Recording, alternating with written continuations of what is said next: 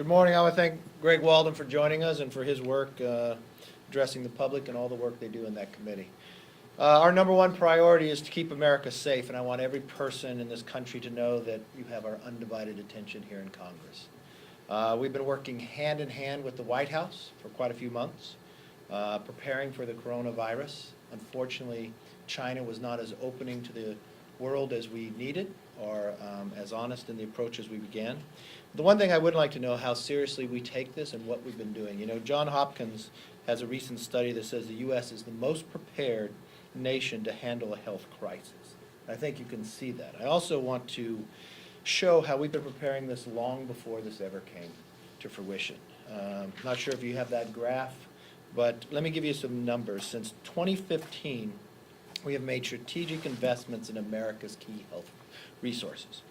The National Institute of Health has a 39% increase. CDC, 24% increase. Advanced biomedical research, 35% increase. National stockpile, this is a number of items that we would stockpile to prepare for any crisis along health, 32%. And when the Republicans were in the majority, we actually went further. We created the Infectious Disease Rapid Response Fund. We created this in FY19, and we have increased that by 70%. We did not know coronavirus would be here, but we wanted to prepare for this day if it ever came. And so this is an opportunity that we have, the preparation ahead of time, to show that we can deal with this. Those around the world have shown that America can lead on this as well. I want to thank the President for his work on it, and more importantly, the action that he took early, even when Joe Biden and others would criticize him for it, making sure trying to contain it, not coming to America, but also just yesterday sitting down with those in the private sector as well. How can we find a vaccine as fast as possible? I know the President is working to streamline any ability to make that happen faster and working with others to go forward. And I know he'll be working and talking with NIH and CDC even further. Many of you know this should not be a political discussion. Last week we had an opportunity to bring forth the supplemental, the needed funds for our public health and others to deal with this item. We are not in the majority. We cannot determine the floor, so Speaker Pelosi left and had us leave Congress. This week we hope we're able to bring it up, but the one concerning issue that I have, not as just the leader of the Republicans, but really as an American, why didn't we vote on it last week? And why now is the Democratic arm of the DCCC running ads against 7 Republicans on something they could not vote on because they control it? Are they playing politics and holding the money up so their political arm can attack Republicans on this issue? Can they for one time put people before politics? I think they owe the American public an apology. I think the Speaker needs to apologize. Sherry Boustros needs to take those ads down and stop playing politics with this.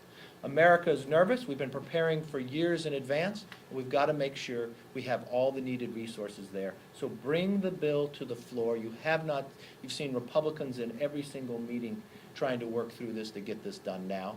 You do not see ads coming out from Republicans, but we do see from the Democratic Congressional Committee running ads and playing politics with a very serious issue that I don't believe anybody should be a part of. This attacks everyone, and it's not a partisan issue.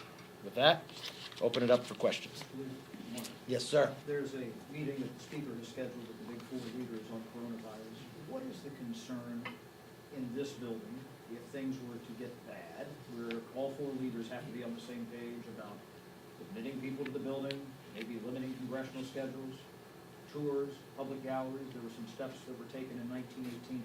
What are the key things that you feel, as one of the 4 participants in that meeting, that you want to try to accomplish that are important to you? Well, I know we'll have the meeting, we'll look at, are we prepared for a situation such as itself? I know others are doing this, from religious organizations or others. How can we make sure we do not help spread the disease as well? It's contagious. If something comes to that fruition, are we prepared to contain it?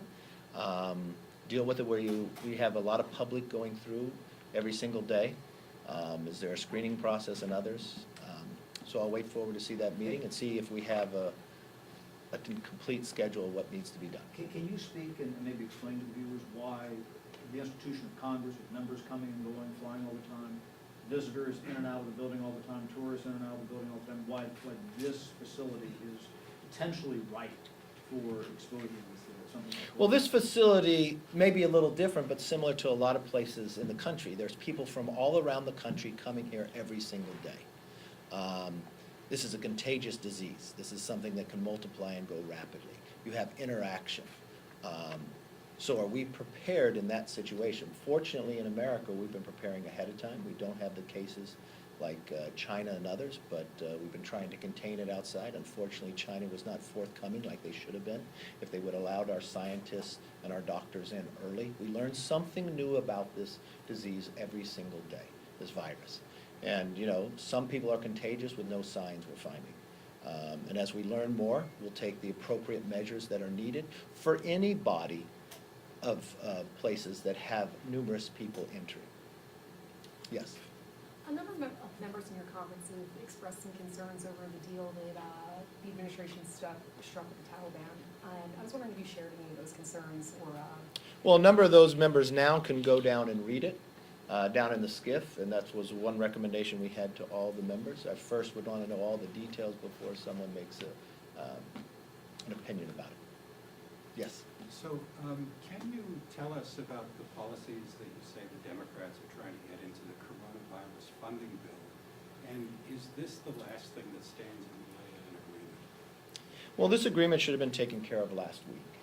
I mean, if you watch from what Greg Walden talked about, the PAPA bill, yeah, for pandemic preparedness. We have measures to go forward, I believe, in that, doesn't it say the Vice President should be named?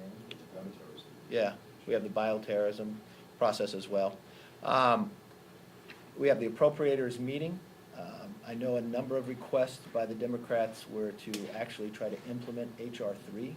That's not the place for this. This is where resources are needed to agencies and organizations we've already created that already prepared and deal with this on a daily basis. Yes? The Supreme Court agreed to take up the GOP challenge to Obamacare right before the election.